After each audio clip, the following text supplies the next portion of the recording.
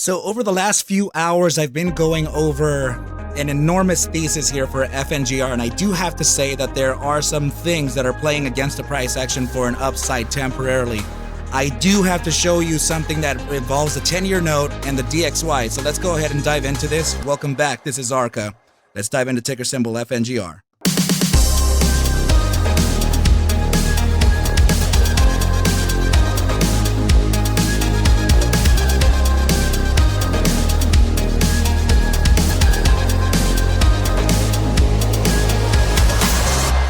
What is up, you guys? Thank you so much for stopping by once again. This is ARCa coming at you on a Taco Tuesday here. So we're gonna go ahead and go over a couple things here. Like I said in the intro, there is too big of a thesis right now for me to wrap my head around with only around 2 or 3 hours of looking at the charts. So what I'm gonna do is just display here what I'm observing. Okay, so what you're looking at here is the 10-year note. The 10-year yield. And I am pairing the 10-year yield with the DXY, which is the dollar index. And I want you to go ahead and imagine, I put the SPY in here alongside FNGR because we're doing an FNGR analysis thread. So I want you to observe the ticker symbol SPY and FNGR as a representative of risk on assets. So in other words, whatever we're long, correct, or short, but I'm just saying risk on. Okay, so please notice that the 10-year yield is increasing, right? First of all, we're at, a 4.3%, it's massive. That's just absolutely too high, right? So this, to be perfectly honest, I think that we can start a bull cycle as soon as we can correct this, hopefully, back down below 2%, which, it hasn't happened in around 2 years, I think.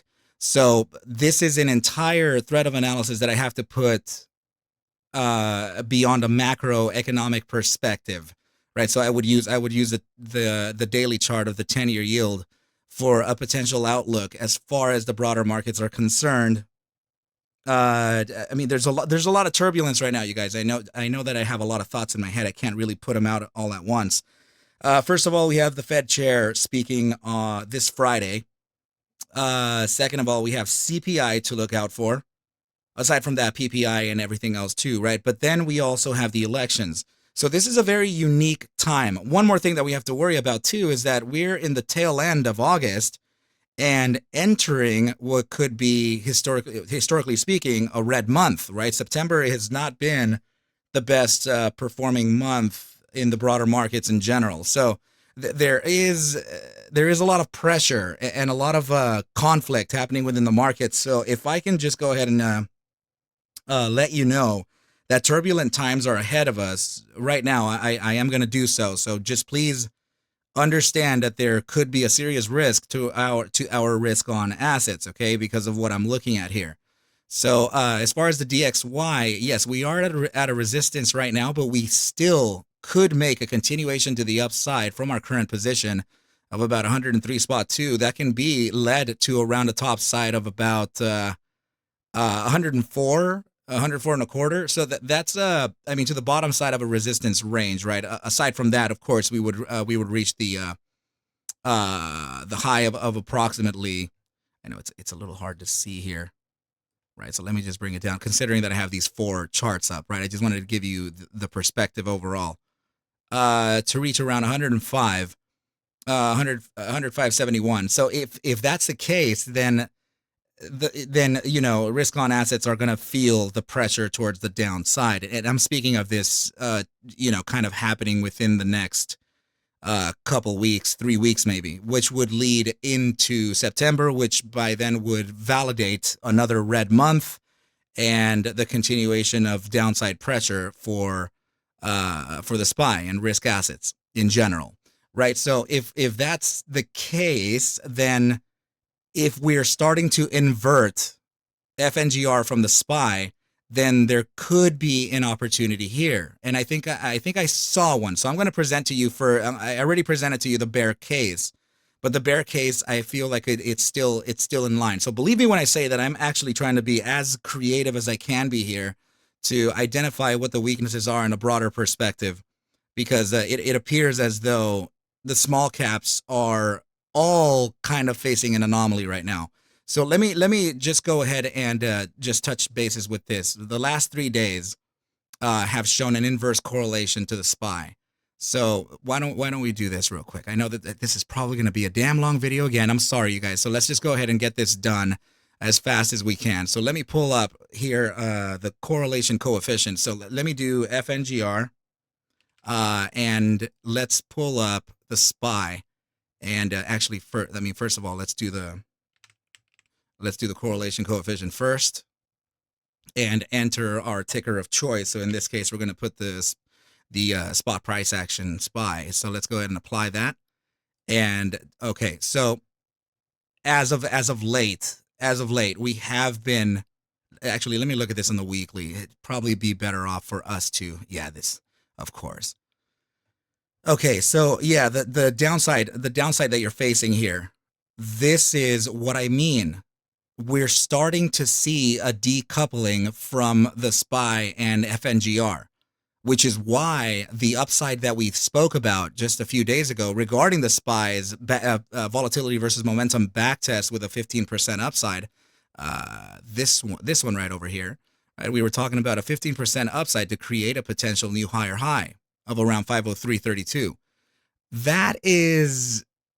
It's still present. In fact, I changed the smoothing factor of the stochastics to a period of 1 with a look back of a period of 1 as well. And seeing that the bi-weekly RSI is at a support and in the gravitational zone of the bull weakness percentile, this is likely to face a bounce and likely to continue onwards and upwards, which would then validate the original thesis that we tend to rally into the Fed into the Fed speaking or to FOMC minutes sessions, any of that stuff, right? So we tend, even into the CPI reads, we tend to rally into those things and then sell off. So if we're pre-pricing something in right now, the pre-pricing of this is quite complex because it's not only Fed Chair Powell on Friday. So like I said, we're in elections, red month coming up on September. There is a lot. If I notice this, trust me when I say that more people have noticed this as well. Okay, so regarding that, the last 3 days have been showing this downside on FNGR, and we have been noticing. No, this is the weekly. Sorry, right? And we have been noticing that the SPY has been going up on the last 3 days. So now that we have this weakness today, you can see that there is a small recovery here on FNGR. So if that is the case, then FNGR in all technicalities may actually face a deeper bear case than what we think, but for good reason. Here's the anomaly. Check this out. I know that this is a China stock, the CNEY for CN Energy Group. I don't know if it recently IPO'd. Maybe it did, right? It doesn't matter. But the fact is that a lot of the small caps and micro caps are building this descending triangle or a right-angled triangle. So let's go ahead and move on to MRES. So see this, we're building, given that they're all in different time frames, of course, right? But we want to kind of acknowledge the dropping of volume with declining price action, which is all indicative of reaccumulation within a formation like this. So I understand that these have pretty high upsides, and generally speaking, when they are built during an upside, it's considered to be a continuation formation. It does favor the bulls, but I do have to say that it does play both ways. So it's entirely dependent on market conditions at the moment of breakout. These usually tend to break out at around 65, maybe 70% to the apex of the triangle. So now moving on to TTOO, this is a 4-hour chart here. Facing resistance off that EMA 21, suggesting a downside. So all of these formations, if you haven't noticed just yet, are within the 50% of the range, right? So meaning that we could be facing a continuation to the downside, seeing that the DXY is continuing to the upside, and we're starting to decouple from the SPY, and the SPY is due for a 15% statistical upside. This is why I'm saying that there could be the opportunity present. Here's NVOS potentially making it. This is a bit early right now. Okay, so this one is, I would have to say, arguably speaking, it would be setting that up. So now the next chart here is GNS. This is the bi-hourly chart. we were suggesting a potential downside based on a short-term time frame, head and shoulders. Right, silly little formations, but if the asset believes in it, or if the sentiment believes in it enough, I haven't back tested it myself here, right? So if the sentiment believes in it enough, then yeah, price action would, it would reflect the downside. I like that. I like that even candle analysis is being read here. We have a bi-hourly tweezer bottom here, getting that upside and resisting from the EMA 21 and the EMA 55, similar to a lot of the other assets facing that resistance. And here's DBGI, right? This is a 6-hour time frame, currently making this downside from today. In the after hours period, small little recovery, but I do suspect that there is really something to look at here. And now finally, back to FNGR. Here is the price action, and this is what I'm fearing the most. Okay, so bearish engulfing on a 12-hour read, and this is another bearish engulfing here on a 12-hour read, right? So very, very close to invalidating the bearish engulfing, but still, in all technicality, we still have that red body engulfing the prior green candle, right? So we did have a nice recovery at market close, or just after the, in the after hours trading. So, wow, I didn't click on that. So it looks like we bottomed out around the 405 mark and created almost a 5% jump to the upside here. But that's not to say that this is over. It just makes me feel like it's going to create that little bit of a green candle before we face another red candle, which would, in essence, print the next bearish engulfing iteration, which would then introduce what I believe can be a viable support. And that support can be located at about 385. So not financial advice, and complete transparency here. I am completely debating on opening long puts, seeing that the volatility does enter.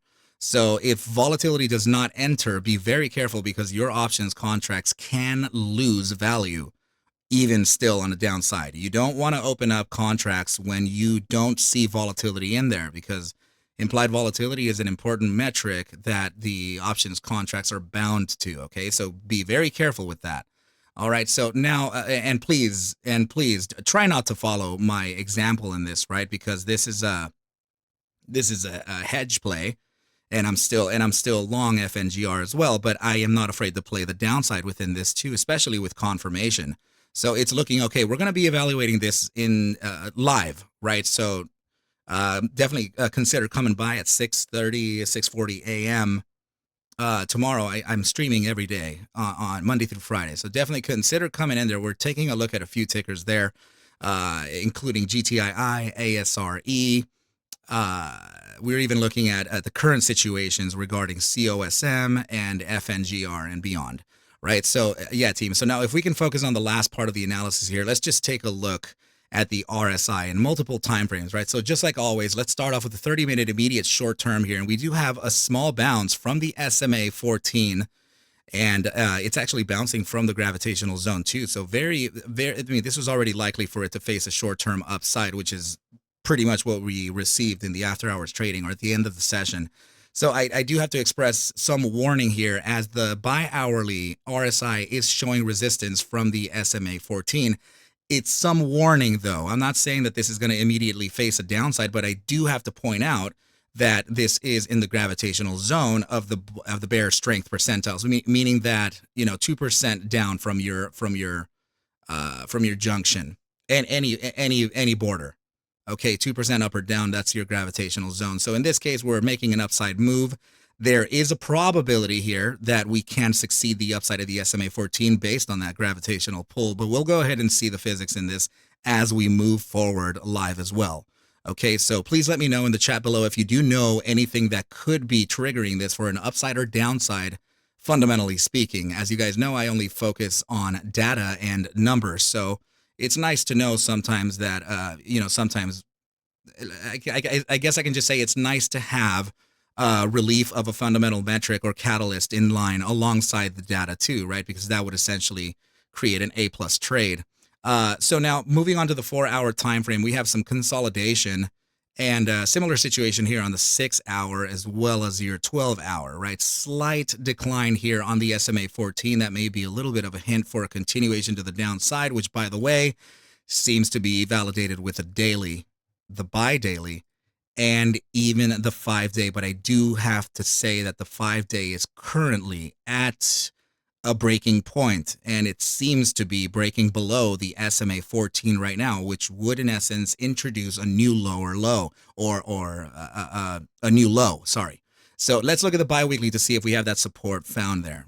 Actually, we do, right? So the space between the RSI signal line and the SMA 14 is critical, and this is what's telling me that there could be a nice bounce here. Okay, so I'm going to tell you this with entire discretion, as I have not validated what I am about to tell you. Okay, so actually, hold on. Let's see.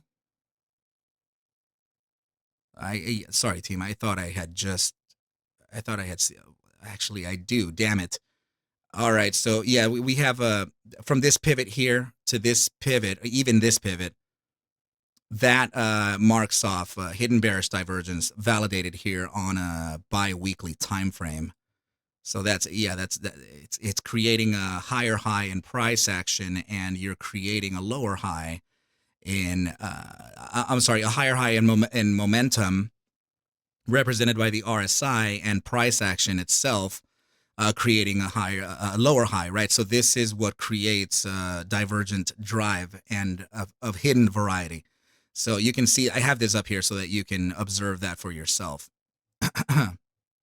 Okay, so it is getting a little critical here too, as there is a there is a probability, that there could be a continuation to the downside here in 2 days, 19 hours upon the biweekly closure, bearish engulfing here. Okay, so that would honestly give us a further validation for that potential support of 385, which would then give us a nice opportunity here to find a long position at around 47.7% RSI. I am saying a bounce from here because this is the gravitational zone. So I guess in a bull case, we could be looking at an insane bounce anywhere between the not 382 and 385. And why is that? Well, because that's the golden pocket, right? So the golden pocket located between the not 618 and the not 382 could present a bull case here, okay? But I do have to express immediate warning that I am potentially seeing a downside coming in, seeing that we do have some broader market metrics that we have to keep in line here.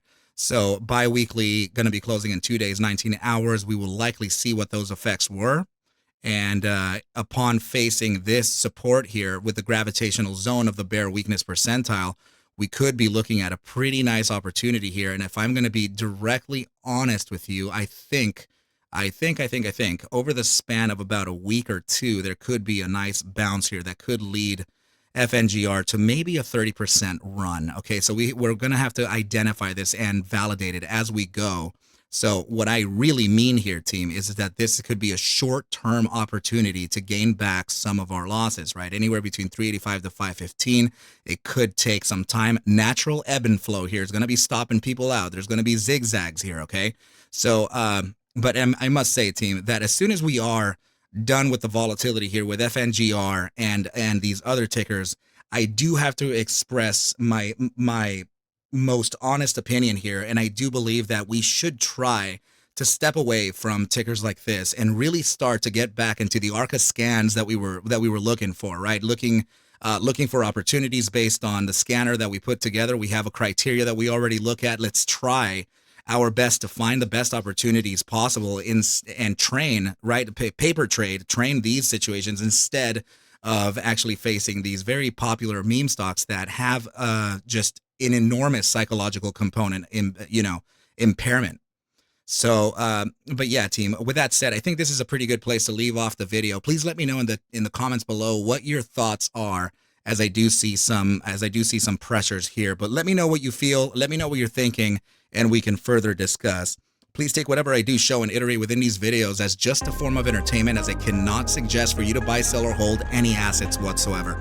I need you to do your own due diligence and everything will be cool. But with that said, team, I wish you well, a very, very good night, and I will catch you at the bell, literally, mañana.